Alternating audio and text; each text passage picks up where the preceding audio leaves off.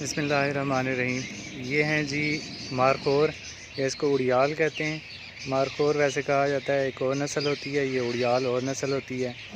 ये पहला हमारे पास यहाँ पे मारखोर है, जो पाकिस्तान में दूसरा ज़ू है जहाँ पे ये मारखोर मौजूद है। पहला है नथियागली का जो अयूबिया में है, और दूसरा हमारे पास यहाँ पे ये इस्लामाबाद में है मल्टी ज़ू के नाम से। अच्छा, यहाँ पे पहली दफ़ा मैंने भी मारखोर ज़िंदगी में पहली दफ़ा यहाँ पे देखा है।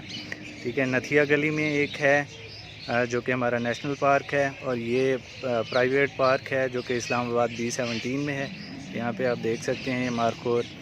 अच्छा, जो मेरी ये करीब है फर्स्ट वाला, ये फ़ीमेल है जो कि हिरन की तरह की है, डियर, और दूसरा जो है वो मेल है।